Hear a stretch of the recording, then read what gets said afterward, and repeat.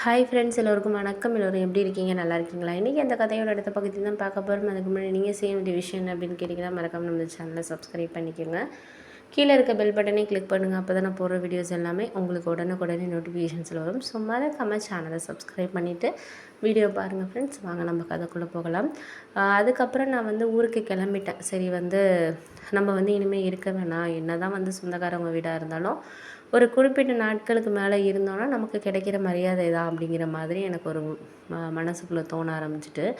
ஏன்னா எங்கள் அத்தை நடந்துக்கிற விதம், அதாவது நான் ஒரு 6 மாதமாக இங்கே இருக்கிறேன். ஃபஸ்ட்டு எங்கள் மாமா தான் என்னை உனக்கு வேலை கிடைச்சா நீ இங்கேயே தங்கலாம்மா, கோயம்புத்தூர்லேயே தங்கலாம் அப்படிங்கிற மாதிரி அவர் தான் சொன்னார்.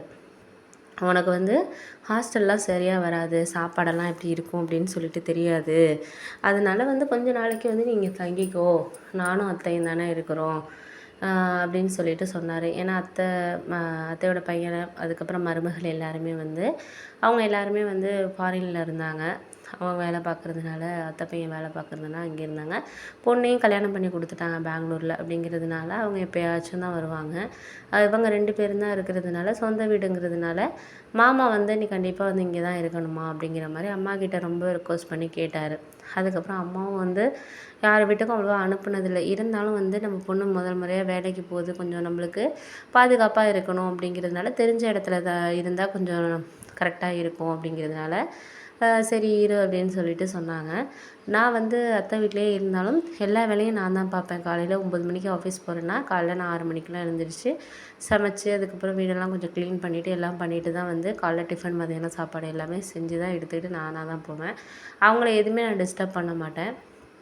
இருந்தாலும் எங்கள் அத்தை அப்பையிலேருந்தே எங்கள் அம்மா, எங்கள் ஃபேமிலி சைடுனா அவங்களுக்கு அந்தளவுக்கு பிடிக்காதான். இருந்தாலும் மாமாவுக்கு இப்போயும் மாமா வேலைக்கு போகிறாரு அப்படிங்கிறதுனால, வருமானம் இருக்கிறதுனால அவங்க அதை தான் இதாக நினப்பாங்க.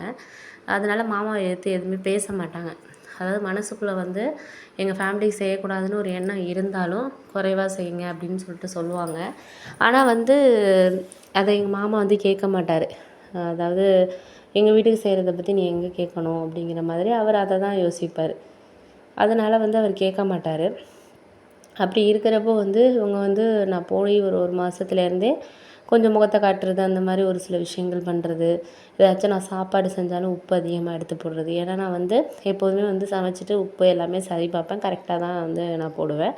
ஆனால் அதுக்கப்புறம் சாப்பிட்றப்ப பார்த்திங்கன்னா உப்பு கொஞ்சம் அதிகமாக இருக்கும். எப்பிட்றா அது அப்படின்னு சொல்லிட்டு நான் கொஞ்சம் யோசிப்பேன். அதே மாதிரி எதுவுமே நான் இப்போ ஒரு துணி காய போட்டு போயிருக்கேன்னா நைட் அது எவ்வளோ நேரம் ஆனாலும் நான் தான் எடுக்கணும். அதை அவங்க எடுக்க மாட்டாங்க, எதுவுமே பண்ண மாட்டாங்க. அப்படி தான் இருந்தாங்க. எனக்கு இருந்தாலும் இங்கே கஷ்டமாக இருந்தாலும் ஏன் ஆஃபீஸ்க்கு இங்கேருந்து போகிறது ஒரு 15 நிமிஷத்தில் போயிடலாம் வண்டியிலங்கிறதுனால எனக்கு கொஞ்சம் இதாக இருந்துச்சு. சேலரியும் கொஞ்சம் ஒரு 25,000 கிடைக்கிது அப்படிங்கிறதுனால எனக்கு அது கொஞ்சம் நம்ம வீட்டுக்கு ஹெல்ப்பாக இருக்கும். அக்காவை கல்யாணம் பண்ணி கொடுத்தோம். இப்போ தான் அந்த கடன்லாம் ஓரளவு அடைச்சாச்சு. இப்போ அடுத்தது என் மேரேஜுக்கு நான் இது பண்ணணுன்னா கொஞ்சம் ஒர்க் பண்ணி காசு சேர்த்தா தான் முடியும் அப்படிங்கிற மாதிரி அப்பாவும் அவர் வேலை பார்த்து லோன் கட்டுறது, வீட்டு லோன் கட்டுறது, தம்பியை படிக்க வைக்கிறது இதெல்லாம் பார்த்துக்கிட்டு இருந்தார். அதனால் அவரை நம்ம எதுவும் கஷ்டப்படுத்தக்கூடாது, நம்மளை படிக்க வச்சுட்டாங்க, நம்மளே பார்த்துக்கலாம் அப்படின்னு சொல்லிட்டு தான் நான் ஒரே இதாக சரி வேலை பார்த்தே ஆகணும் அப்படின்னு சொல்லிட்டு இருந்தேன். அம்மா எப்போயாச்சும் என்னை பார்க்க வருவாங்க, ஒரு மாதத்துக்கு ஒரு தடவை.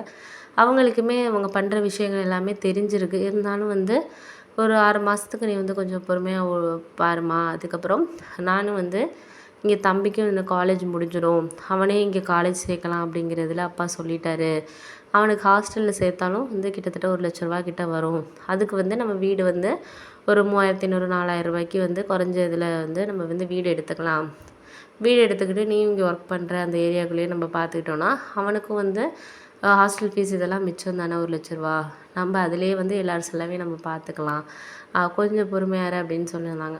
அதனால நானும் ஓரளவு இருந்தேன். இப்படி 6 மாதம் கிட்ட போணுச்சு. இன்னும் தம்பிக்கு முடியறதுக்கு ஒரு 1 or 2 மந்த்து தான் இருந்துச்சு காலேஜ் சேர்க்குறதுக்கு. ரிசல்ட்டெல்லாம் வந்துருச்சு. அப்போ காலேஜ் சர்ச் பண்ணுறது அதெல்லாம் பார்த்துக்கிட்டு இருந்தான் அவன். இருந்தாலும் அத்தை இருக்க இருக்க ரொம்ப ஏதாச்சும் ஒன்று பண்ணிகிட்டு இருக்குது, இப்படி தான் இது பண்ணிகிட்டு இருந்தாங்க. மாமா அப்போதைக்கு ஆஃபீஸ் விஷயமா எங்கேயோ டூர் ஒரு 1 வீக் போயிருந்தாங்க. அப்போ எங்கள் அத்தை டேரெக்டாகவே நீங்கள் இருக்கிறது எனக்கு பிடிக்கல, தயவு செஞ்சு கிளம்பிடு அப்படிங்கிற மாதிரி பேச ஆரம்பிச்சிட்டாங்க.